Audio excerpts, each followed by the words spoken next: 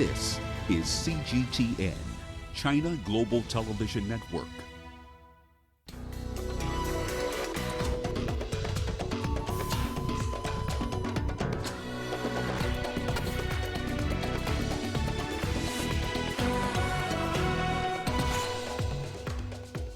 European Union leaders condemn US decision to impose unilateral travel ban on its citizens. How prepared is Uganda to handle coronavirus cases? And US doubles down sanctions on Zimbabwean officials. Hello and welcome to Africa Live on CGTN with me, Beatrice Marshall in Nairobi. We'll bring you the details on those stories in just a moment, but first, here's Ramanyang with the day's business headlines. Rama. That's right, Beatrice. Here's what's coming up in the course of the hour. Oil prices have fallen yet again after the United States imposed a blanket travel ban from Europe. And South Africa's central bank might cut rates in order to boost economic growth. We'll look at the forecast and the numbers in the course of the hour. For now, let's start with the latest in current affairs with Beatrice. Rama, thank you. And let's begin with the latest.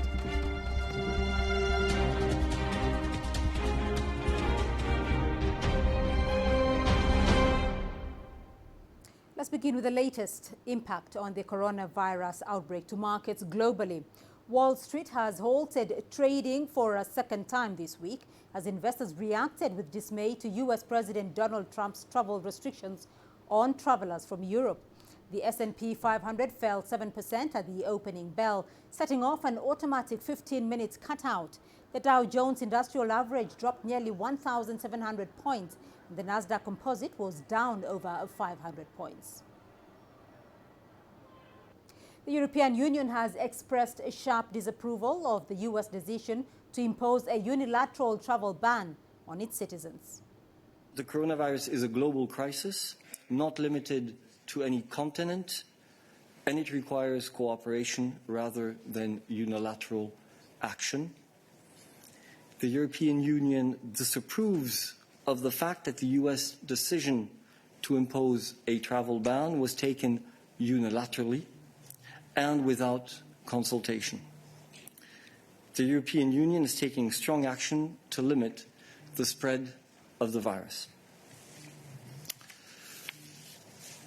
Obviously, there will be further steps taken in the coming days. The restrictions bar travelers from 26 European countries from entering the United States for the next 30 days. They will go into effect at midnight on Friday. The European Union said this was a time for cooperation, not unilateral actions without consultation.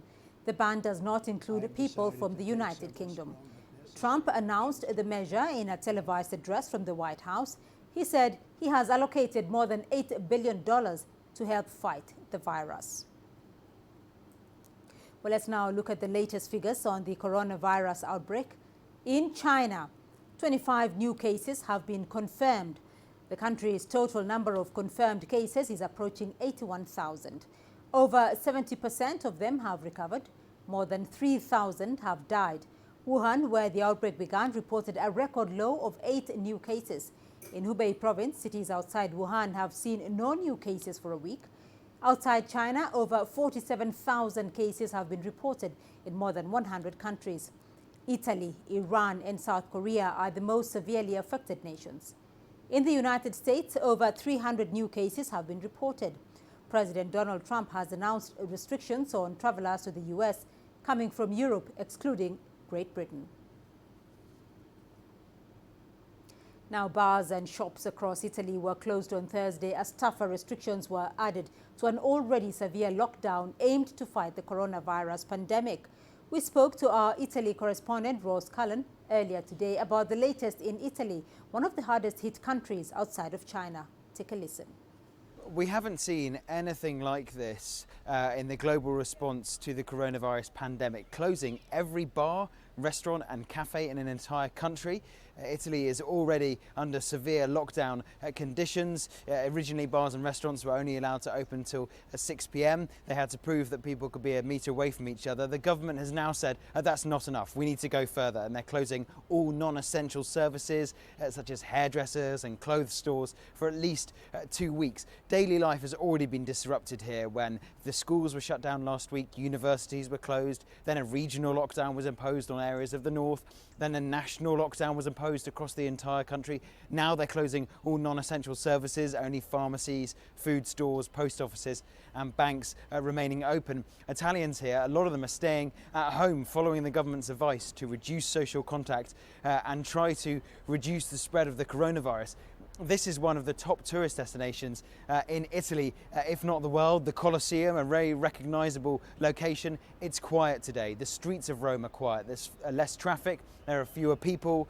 It really does have the feel of a country that is suffering from the highest number of cases in Europe and the highest number of fatalities outside China.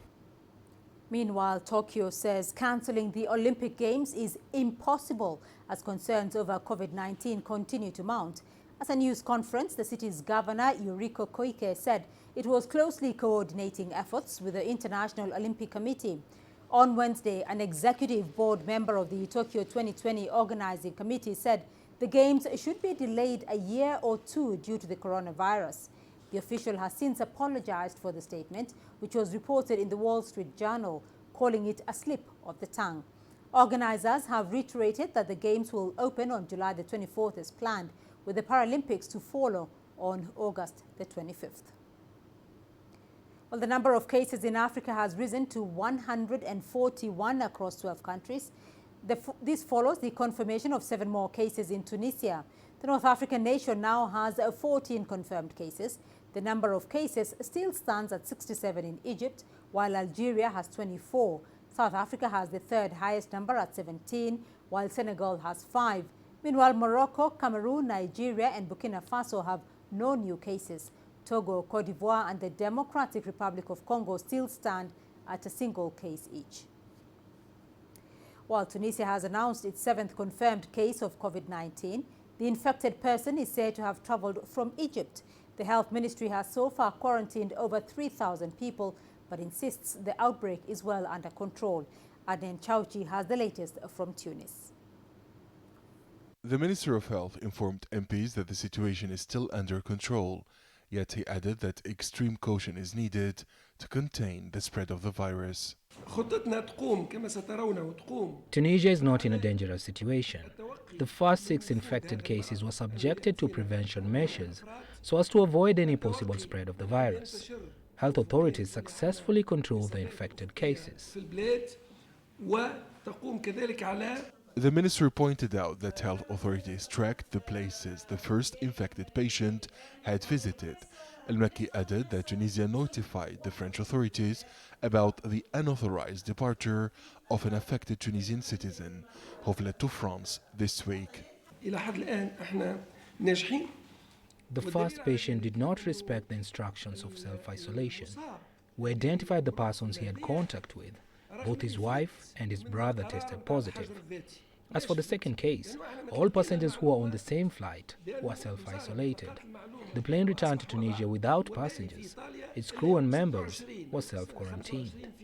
The country's premier declared that his government is closely monitoring developments regarding COVID-19, describing as effective the plan adopted by the National Crisis Unit. The state and all its institutions have done everything possible to control the situation. We do not want to trigger concern or panic. Decisions are taken calmly and seriously, according to the developments of the situation. It is imperative for citizens to show responsibility and comply with the regulations.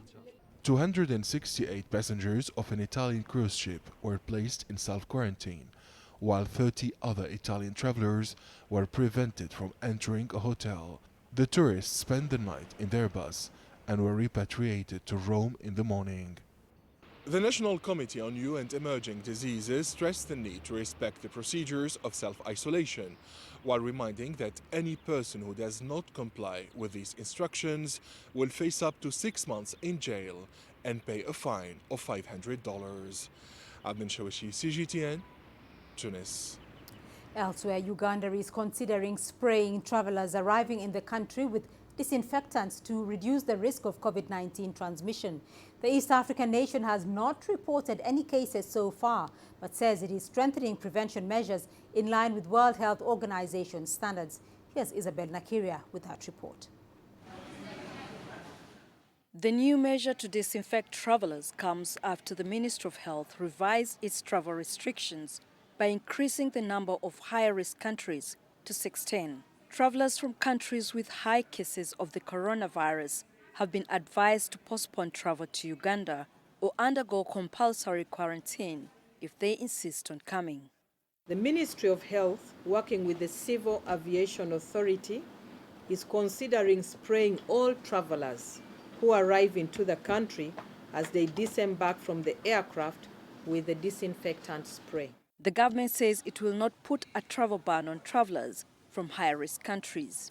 The country is screening all passengers entering through Entebbe International Airport and other border points. The WHO says it's normal procedure. 95 countries globally are having some form of restrictions, either self-quarantine or full blocking of their borders for people to come back or to come into their countries. So Uganda is not unique. Over 1,000 travelers have so far undergone self-isolation. 26 of these came with signs and symptoms of COVID-19 but tested negative. Authorities say the isolation centers are fully equipped to handle any cases in the event there is an outbreak. We have a machine that can run over 75 tests whenever we need the tests. Right now we are running 1 test per day. The World Health Organization has ensured that we have adequate amount of test kits using the Berlin Protocol. The government says it's maintaining heightened screening at its border with DR Congo despite the new COVID-19 case there being thousands of miles away in Kinshasa. Uganda's efforts to step up prevention measures is to ensure earliest detection of COVID-19 cases. The Ministry of Health says it's not taking anything for granted and it will do all it takes to stop an outbreak. Isabel Nakiria, CGTN, Kampala, Uganda. Meanwhile, more support on China's fight to bring an end to the novel coronavirus continue pouring in. Here are some encouraging words from Uganda. If many of you are following the situation report very clearly, China has largely done very well. China recorded only 20 new cases as of yesterday, and I gave it in my statement very clearly. Although the cumulative number of cases remain large, and a large number of people are still in hospital, the number of new cases have largely gone down. And many of the new cases are in Hubei province in China, where our students are.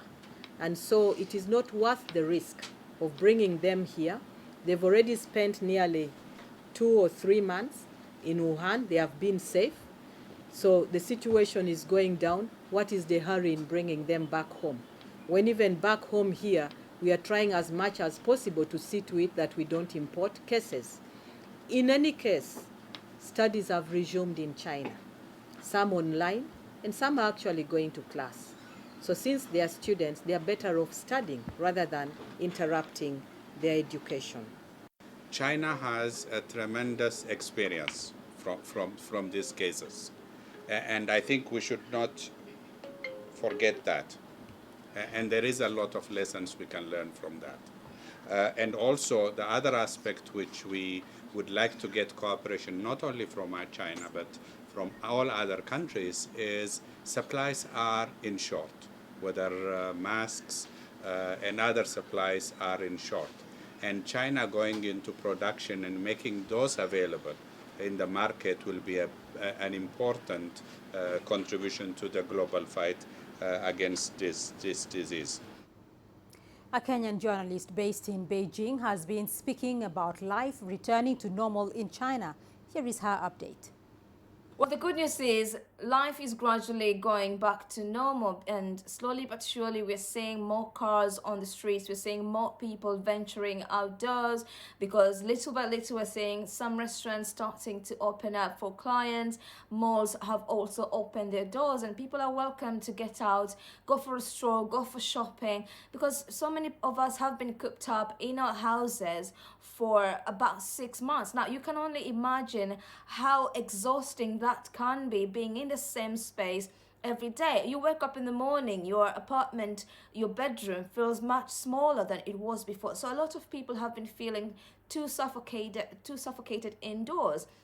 And it's not like people don't want to go out. People really are itching to go outside and just, move on with their lives. Unfortunately, people are still a little bit nervous, because you never know who you go out there, where these people, where they've been. So people, even though there is hope, there is some sense of normality coming back little by little, people are still afraid to go out there.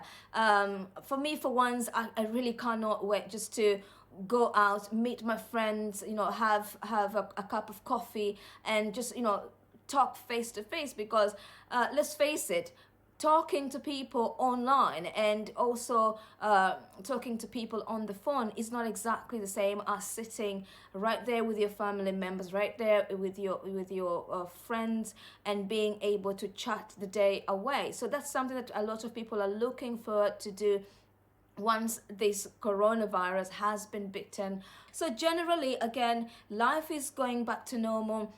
There's a huge contrast between what was happening at the peak of coronavirus back in February, when we saw numbers coming in the thousands, especially from Hubei province, which is ground zero of coronavirus.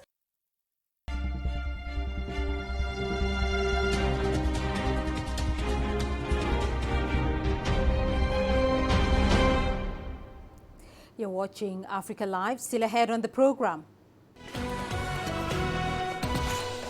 US doubles down sanctions on Zimbabwean officials.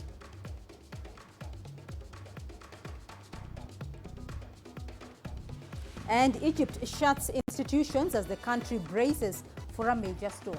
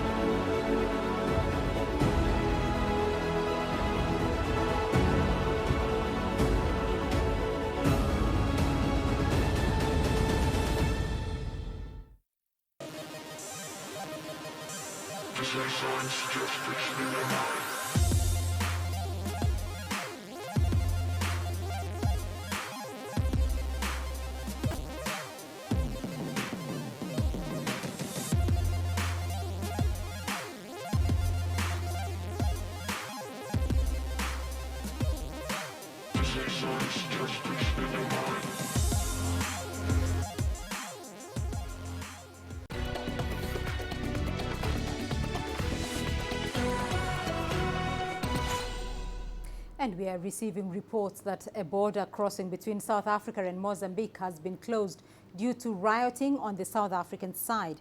CGTN's Angelo Coppola has more details. At the moment, Mozambican authorities are only allowing people who live in the immediate vicinity of that border post to cross between the two countries.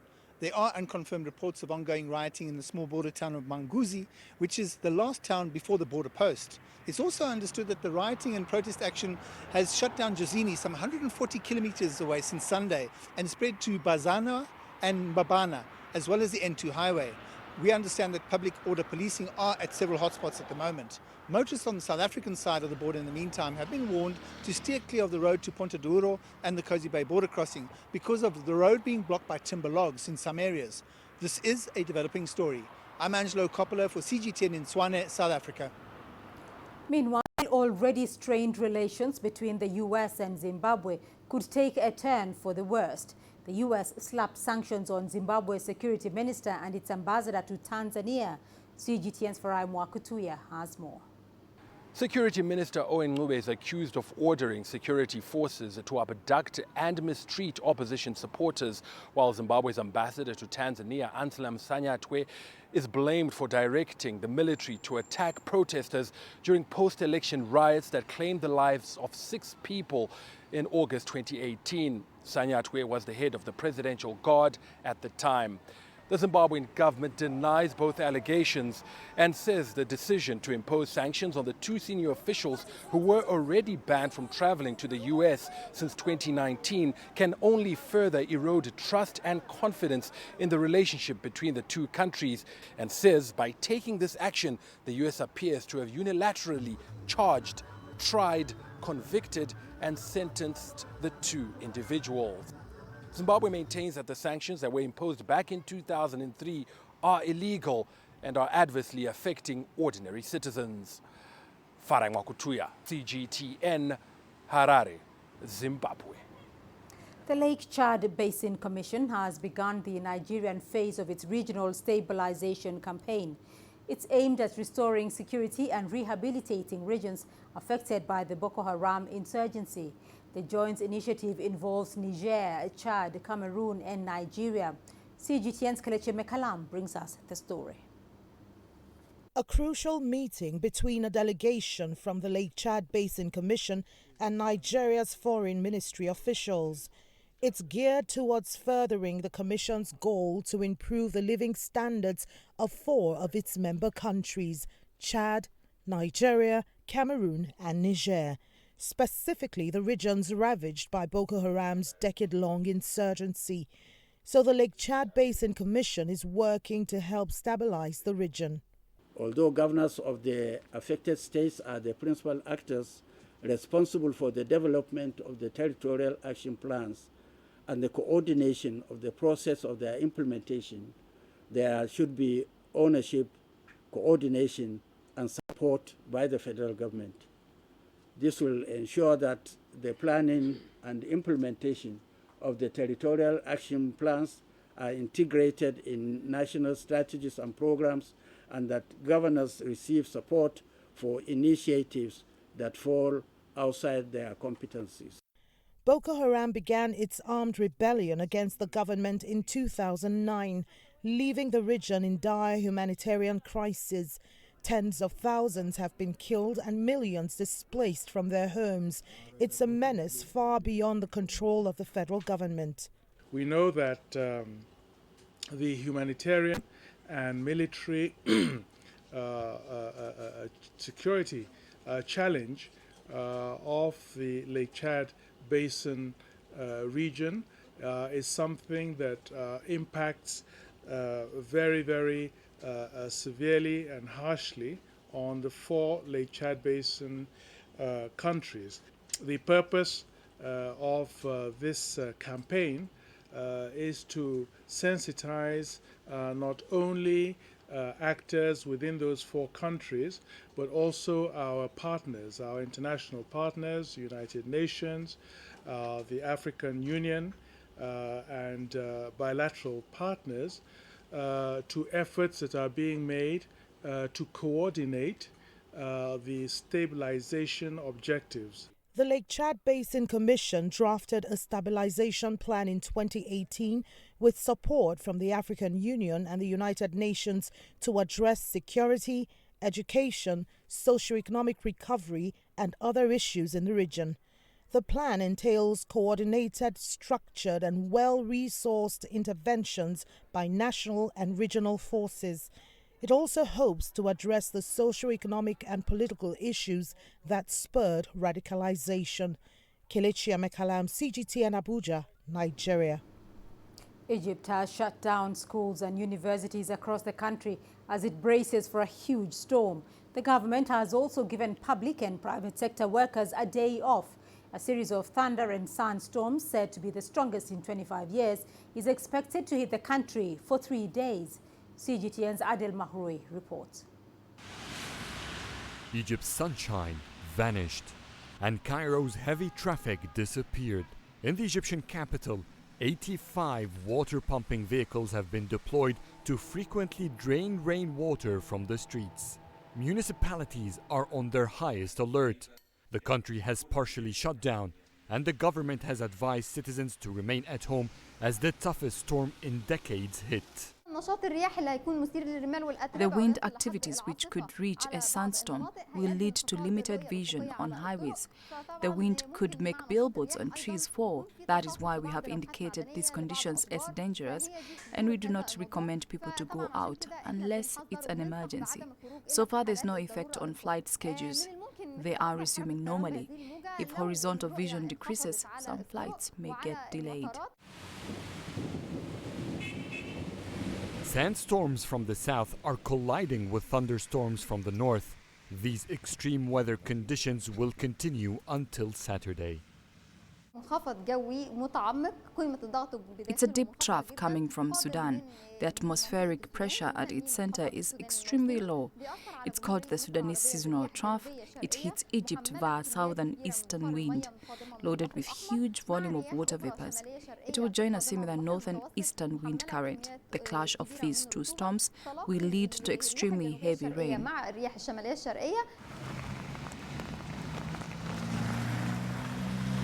This week, floods are expected to hit Suez, Sinai, and Upper Egypt. Some highways have been locked as fears of traffic accidents increase. Egypt has never seen such a storm in over 2 decades. The last time a similar storm has hit was in 1994. Adel Mahroui, CGTN, Cairo. The World Health Organization says an estimated 5 to 10 million people die annually from kidney disease across the world. In Nigeria, the country's Association of Nephrology said most people who suffer kidney failure cannot afford transplants or treatments. Health advocates are using this year's World Kidney Day to sensitize people on kidney disease and prevention. Here's CGTN's Philly Haza. Ijoma Oponwa is a survivor of kidney disease. She now lends her voice to helping other kidney failure patients in Nigeria. After being diagnosed with kidney failure in 2014, it took Ijoma 2 years to raise the funds required to do a kidney transplant. I was on dialysis till 2015. When family and friends came along, they helped raise funds for me to leave to get a transplant. So I left for India 2015, October. With a non-related donor, we went together to India, and I finally got a kidney transplant January 2016, and I'm doing perfectly okay. The Nigerian Association of Nephrology says at least 20 million Nigerians have kidney diseases. That's at least 10% of the country's population. Dr. Fatima Bello is a nephrologist at the National Hospital Abuja. She says there are multiple factors causing kidney diseases in Nigeria, apart from excessive consumption of alcohol and smoking. The commonest risk factor here in Nigeria is hypertension and chronic glomerulonephritis, and others are diabetes and mellitus, and other risk factors are from drugs.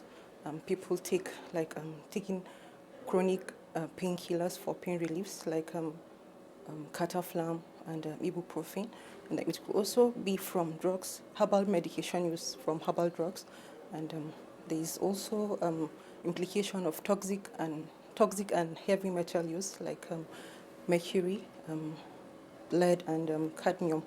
According to the Nigerian Medical Association, the country faces a shortage of trained health workers needed to cater for diseases such as this.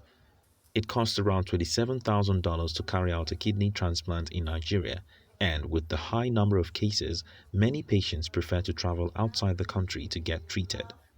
But nearly half of the country's population lives in extreme poverty and cannot pay for treatment either at home or abroad. Experts say the government will need to do more to assist kidney patients in the country. The limitations to kidney transplantation in Nigeria involves financial constraint on the part of the people affected and the costs of renal transplantation.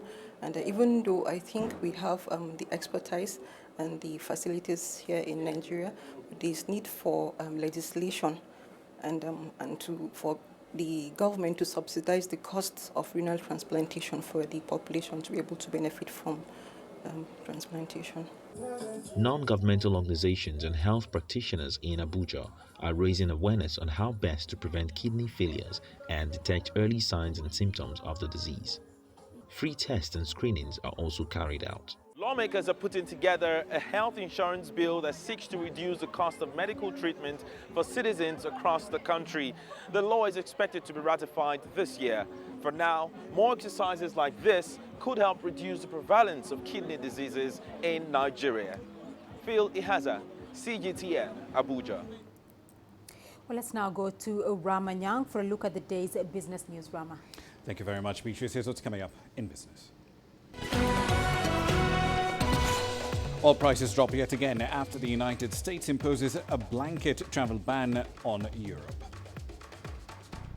And South Africa's central bank might reduce lending rates in order to boost economic growth. We'll have the latest next. Africa is the nexus of enterprise, and global business will tell you why it matters. From the mega investment projects to multi-billion-dollar mergers and acquisitions. Africa today collects, just in terms of revenues from taxes alone, $545 billion a year. If you take 10% of that and you devote it to the energy sector, problem solved. All this on Global Business, weekdays at this time on CGTN. Business in Africa is at the crossroads, where opportunity meets innovation, where profitable new markets collide with global trends. From the sound of an African bell on a stock market's floor, to the shout of the trader in a bustling free market. It's colorful, vibrant, and exotic. CGTN stands at the gateway to Europe, Africa, and the Middle East. From Morocco to South Africa, we talk to the deal makers and actors who fuel its engines of growth. Only on CGTN.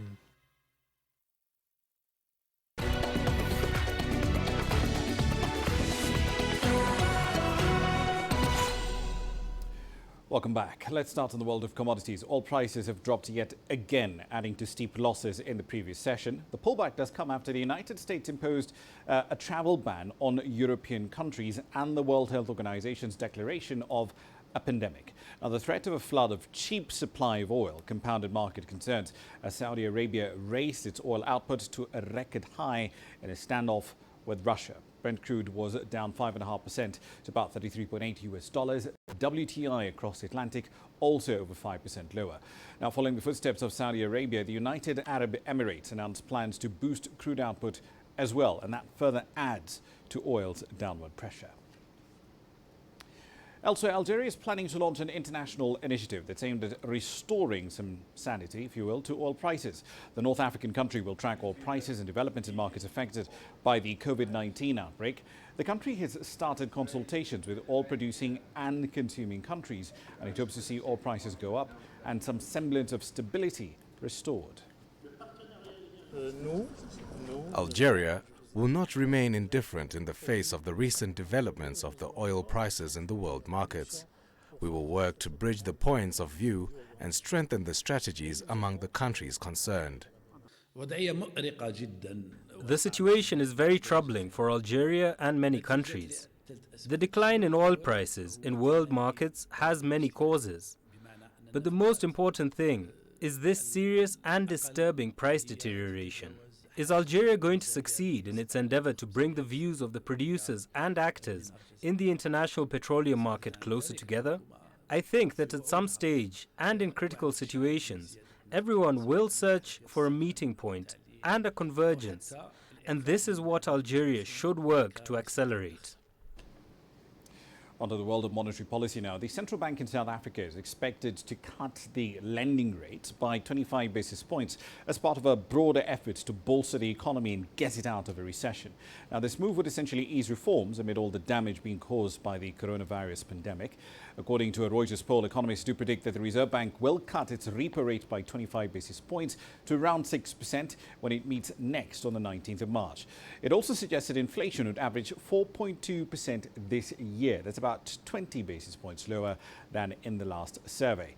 The country's economy is facing its second recession in 2 years, following the contraction of a whole range of sectors that stems in part from unreliable power supply, which has hindered potential economic growth. Exara Resources, in the meantime, has reported a $16.2 million top-line increase for the financial year ending in December 31st, 2019. This is despite an environment of global trade tensions, a lackluster South African economy, and a decline in the price of thermal coal around the world. Here's Angelo Coppola with the details. Shareholders saw a final dividend of 566 cents per share. The group had also paid shareholders an interim dividend of 864 cents and a special dividend of 897 cents in October 2019. And that was from the ongoing disposal of its interest in Tronox. There are broader country issues that play and create risks in terms of whether our businesses continue being sustainable into the future. So for me, the big issue regarding the whole inequality, social inequality, high levels of poverty, high unemployment, especially youth unemployment, are things that keep me awake at night, because by and large, our businesses coexist and exist within these communities. The company says the core EBITDA declined by 20%. Mostly due to the impact of the 27% drop in the export API 4 coal price and local inflationary pressures. But it wasn't all bad news. What really stood out for me was the volumes, sales volumes that we managed to export, which increased by 14%, despite all the challenges that 2019 had as far as the volatility of the price. But most importantly was just weather conditions that made it so difficult for us to get into the Indian market, especially in the third quarter of last year, and also some of the weather disruptions that we've seen at our own Richards Bay. On prospects for the new year, there was some upside and some uncertainty. The coronavirus is becoming increasingly important. We've had a situation more recently where we are testing, we are doing a trial of our coal to one of the new power stations, 3 vessels that were supposed to go to the UAE. But because they depend on Chinese workers who didn't come back to work as a result of this coronavirus, already we couldn't do the test, and those tests have been actually postponed. So I think coronavirus is not going to leave anybody unscathed. Biggest positive for me is to see that in terms of our production, we're going to go up by 7%. In terms of our sales, we're also looking at going up by 11%. The analysts are saying that the results are satisfactory given the tough economic environment in South Africa at the moment. The prospects for the next year, though, are a little muted, especially with the coronavirus being top of mind. I'm Angelo Coppola for CG10 in Tshwane, South Africa.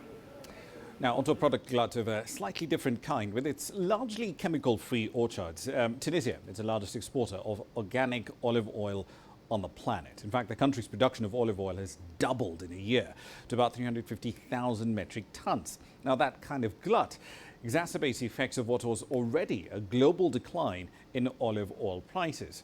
Needless to say, Tunisia's Union of Agriculture and Fisheries is quite concerned. National production has nearly tripled for this season, which started last November. However, Tunisian farmers and olive oil producers are angry. They are unable to sell their production at a reasonable price. The prices of olive oil in the local market have dropped to unprecedented levels. The state has helped and given incentives to local exporters and European importers who do not produce anything, while farmers have been forgotten by the Ministry of Agriculture. Farmers in inner regions blame the Ministry of Trade for the current deadlock. Producers say they offer high-quality product on bulk, in drums or in bottles, but export has slowed down.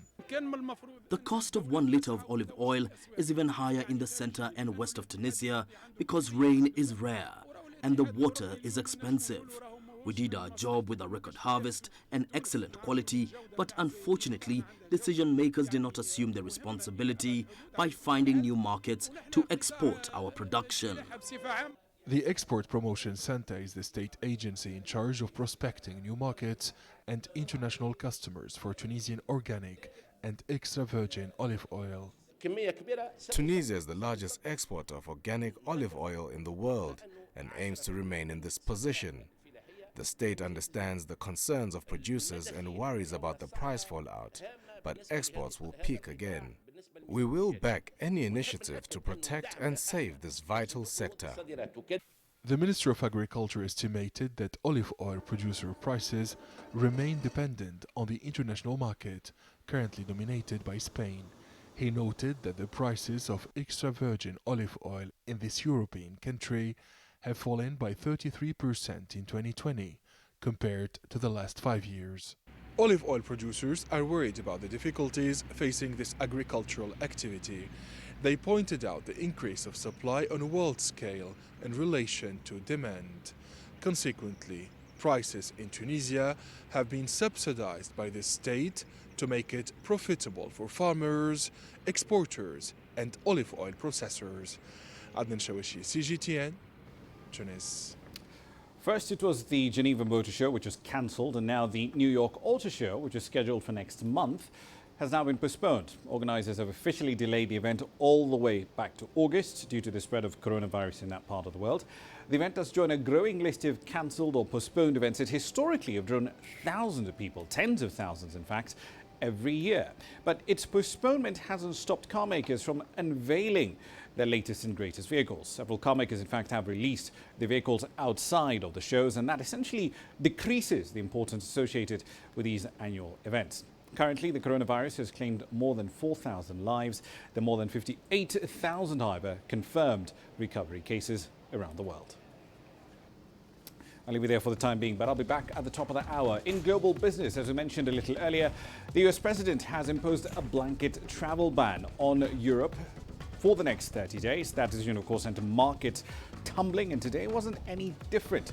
We'll have the latest from both sides of the Atlantic and, of course, the markets here in Africa at 1800 GMT. See you then. For now, back to Beatrice. Rama, thank you. And we still have more news for you here on the program. Here's what's coming up.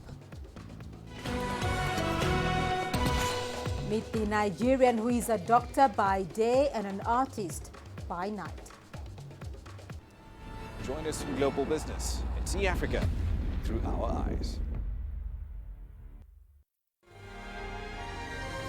The greatest journeys, the greatest sights,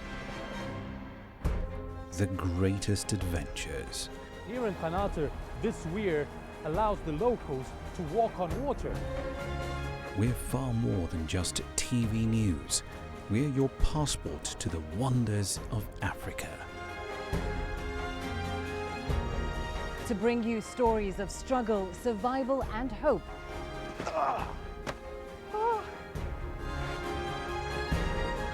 So let's explore.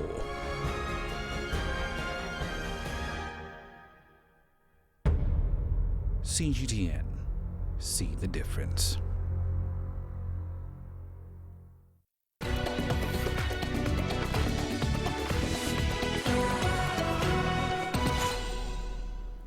Doctor by day and artist by night. That is the story of one young Nigerian who is both a medical doctor and a visual artist.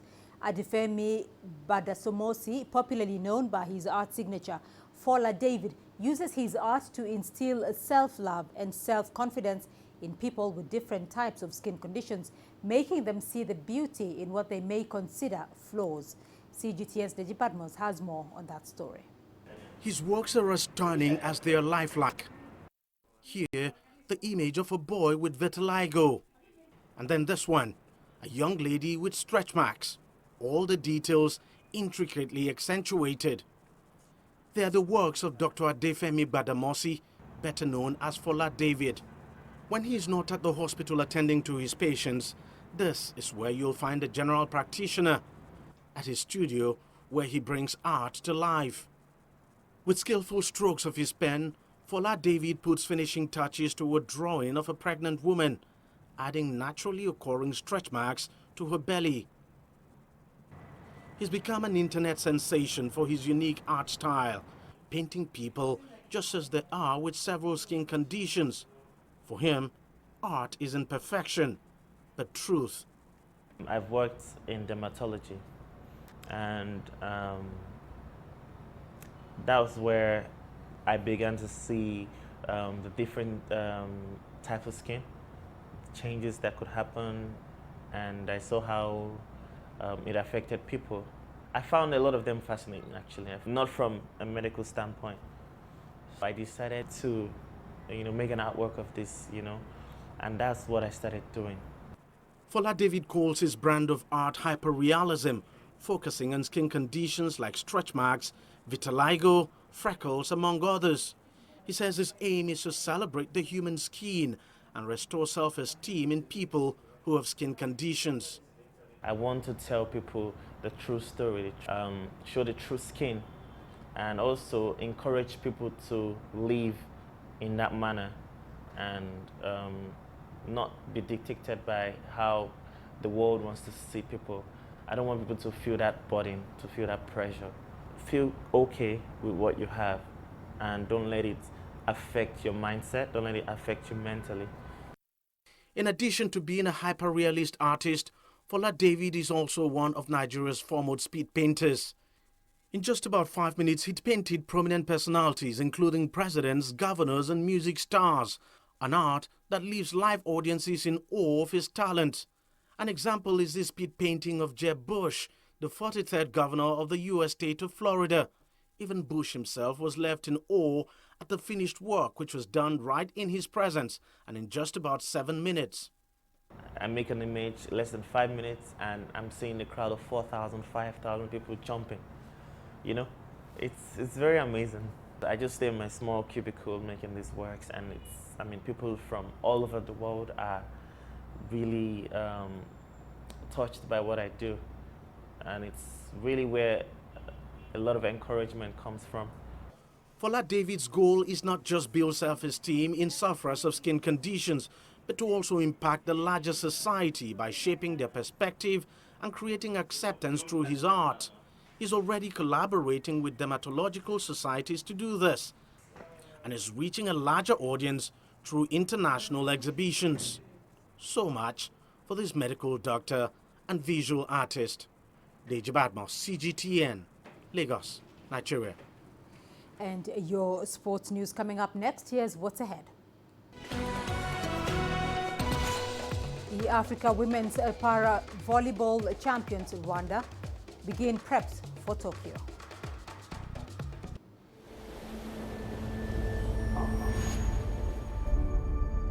How would you create your legend? On the fields, on the tracks, in the arenas of Africa. Were you born to be a player? Could this moment be yours?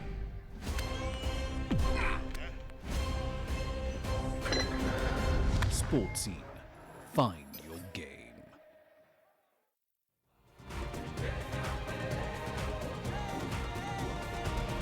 Africa Live. Find your voice.